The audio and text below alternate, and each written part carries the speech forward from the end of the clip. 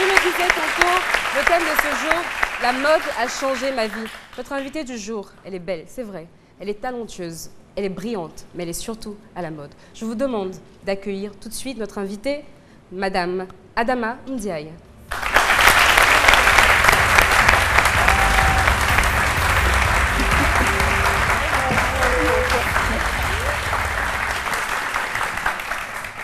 Bonjour Adama. Bonjour. C'est un plaisir pour nous de te recevoir sur ce plateau. Pour ceux qui ne connaissent pas le visage, je suis sûre que le nom d'artiste, le nom de star va vous parler. Adama Paris, qu'on reçoit, une très grande icône de la mode, qui fait énormément pour la mode africaine, la mode tout court. La mode a changé votre vie. Nous, on aimerait bien savoir pourquoi et comment. Donc, parlez-nous de Adama, avant la mode. Alors, bonjour, merci. Bonjour, c'est midi. Bonjour. Bonjour Adama. Bonjour. Nous, on n'est pas habitués, nous ici en Côte d'Ivoire, quand on dit Adama, on voit garçon. Bon, c'est vrai? Oui, oui, Adama. Chez moi je suis sénégalaise, chez moi quand on dit Adama, il y a un Awa. J'ai une sœur jumelle qui s'appelle Awa. Ah, d'accord, ça fait Adama, Awa, c'est... Oui, quand tu es une Adama fille, c'est que tu es une jumelle. Ah, d'accord. D'accord, là, on apprend beaucoup de choses. Alors, Adama, dites-nous. Alors, Adama, avant de faire la mode, j'étais une jeune fille, une étudiante en économie et mes parents tenaient beaucoup à ce que je fasse des études. Chez moi, c'est quelque chose qu'on ne négocie pas. Donc, j'ai été forcée plus ou moins de faire des études d'économie et voilà, j'ai fait des études, j'ai fini, j'ai travaillé à la banque et quand j'ai su, comme j'étais chargée de prêter de l'argent aux particuliers, je me suis prêté de l'argent et j'ai créé mon entreprise.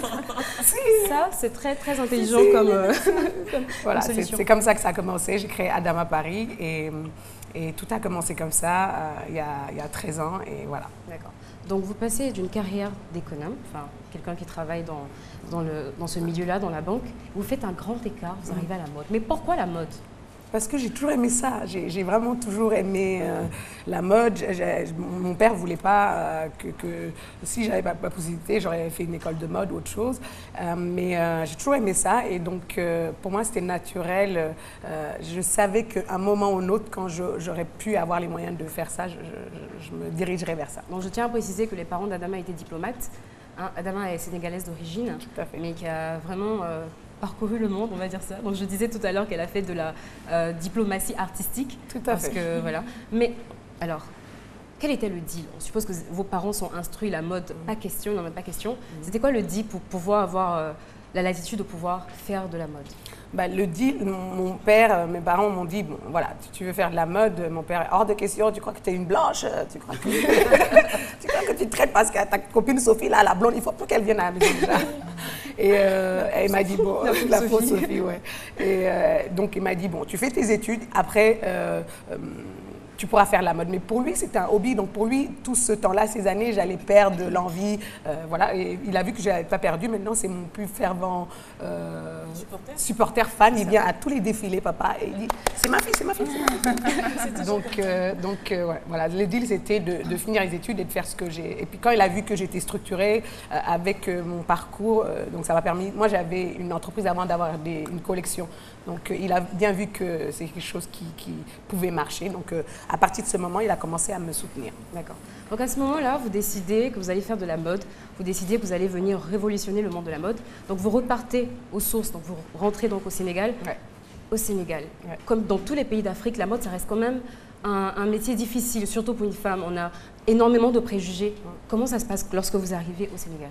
Bah, quand j'arrive au Sénégal, c'est un peu bizarre parce que... Déjà, très rapidement, je voudrais savoir quelle était l'ambiance qui régnait dans la mode au Sénégal. Quelle place la mode avait déjà au Sénégal? Bah, les Sénégalais ont toujours aimé la mode, donc on a toujours eu des grandes de la mode, Oumoussi, tous ces gens-là qui ont vraiment été là, Diouma Dieng Diakhaté, qui ont été là.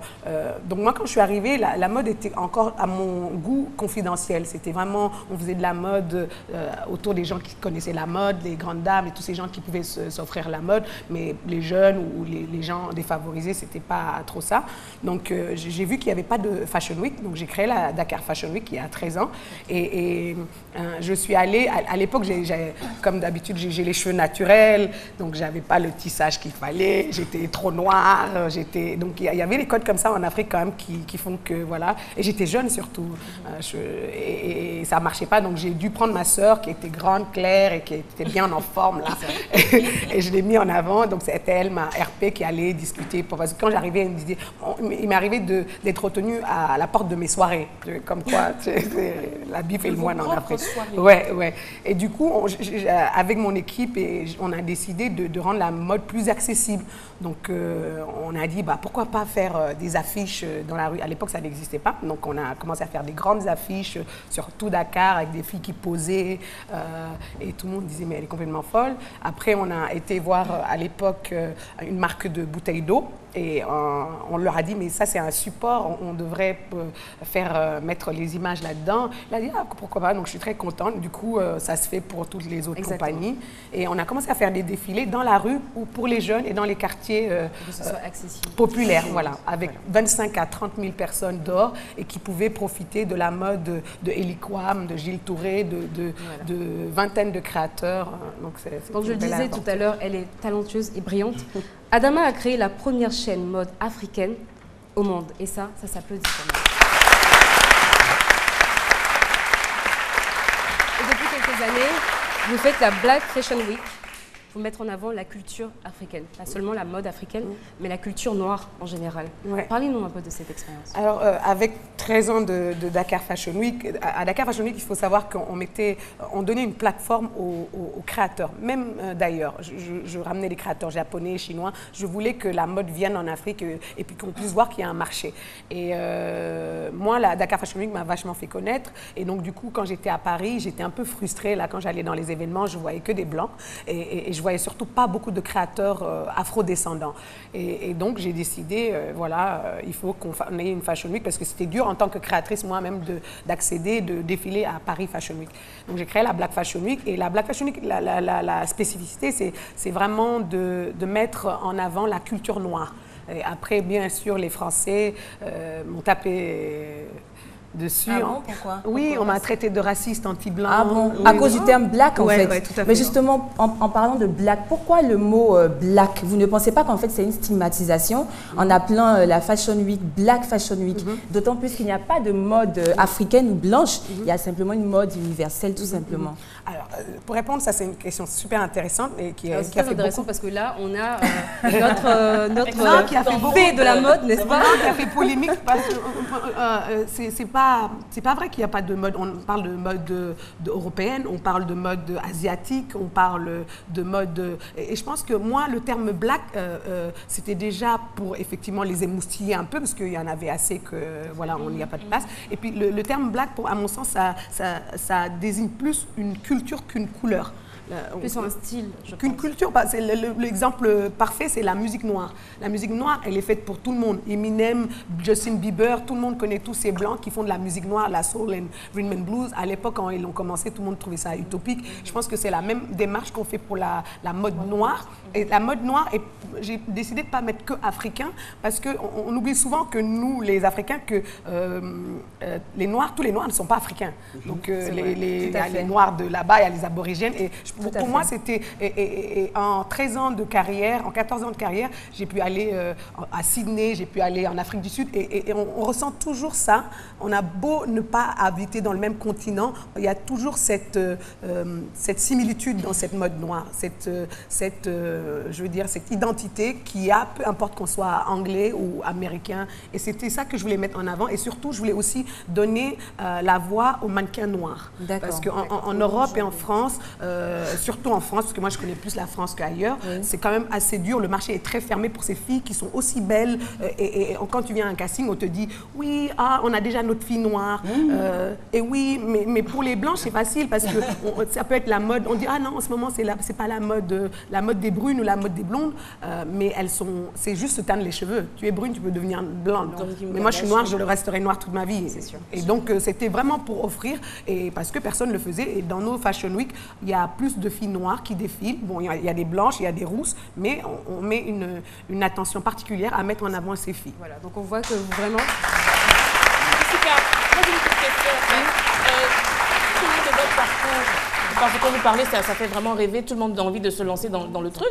Et il n'y a pas eu de difficultés, non? Bien évidemment, je pense qu'on n'arrive à jamais faire tout. Il y a des difficultés à l'époque, parce que j'étais jeune, parce qu'en Afrique, c'est dur de faire des choses quand on est jeune. C'est pas évident, oui. On ne s'en rend pas compte. En Amérique, c'est super. Oh, you young. En Afrique, c'est petite la caisse. Oh, on m'appelle à l'école. Non, mais c'est vrai, j'ai dû trouver des stratagèmes. J'ai dû mettre ma sœur, j'ai dû même prendre des pillards blancs.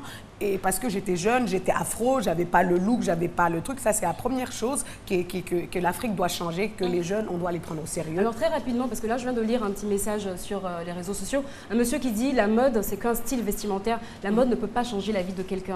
Elle a changé la vôtre, n'est-ce pas? Donc dites-nous, qu'est-ce que la mode vous a apporté foncièrement? Le monsieur, il a la preuve contraire que c'est pas vrai ce qu'il dit. Donc la mode, moi, a changé ma vie. Sinon, je serais pas là avec vous aujourd'hui. Par exemple. Donc la mode m'a fait gagner beaucoup d'argent. La mode m'a fait connaître. Ah, c'est intéressant, ça a gagné beaucoup d'argent parce qu'il y a beaucoup qui pensent que la mode, c'est que du chiffon ou un tas d'étoffes. Voilà. Donc, comment vous arrivez à faire du business avec votre mode, en fait? Comment? Comme Dior et comme les autres. Je pense qu'à un moment en Afrique, il faut qu'on croie que la culture, c'est pas juste égayer et faire rire les gens. Et je suis très contente et très fière d'en vivre. Et j'incite tous les gens, les parents, les ministères à mettre en avant cette mode africaine. Pourquoi ça crée des millions de travail ailleurs et pourquoi pas ici? Tout à fait. Bien sûr, on vend les choses, on met en place un marketing. C'est une entreprise finalement, c'est une entreprise comme la télévision ou d'autres choses. Donc oui, j'arrive à en vivre et je suis très contente. Les difficultés, effectivement, c'est de trouver de l'argent. C'est beau, je pense que les difficultés pour tous les gens, Isabelle Hanot qui nous regarde pourra certainement vous le dire, de tous les gens qui produisent des shows, qui mettent en avant des designers, c'est très très dur de trouver de l'argent parce que personne n'y croit. Parce qu'ils disent, mais c'est quelques mannequins qui vont défiler comme ça. Donc ils veulent tous venir au show, hein. Ils veulent tous venir, mais personne ne veut payer pour venir. Voilà, tout ça pour vous dire que la mode peut changer votre vie, que surtout votre passion peut changer votre vie. Tant qu'on se donne à fond, tant qu'on y croit, parce qu'effectivement, au début, il y a beaucoup de personnes qui vont essayer de vous décourager, mais ne baissez pas les bras, parce qu'aujourd'hui, vous avez la preuve vivante que la mode, que les gens considéraient étant comme un métier futile qui ne rapportait rien, aujourd'hui, Adama Paris est sur notre plateau et elle a une chaîne de télévision. Elle a créé une télé-réalité, la première télé-réalité mode en Afrique francophone. Ce n'est pas rien. Croyez en vos rêves. C'était vraiment un réel plaisir pour nous de vous recevoir sur le plateau de ce midi.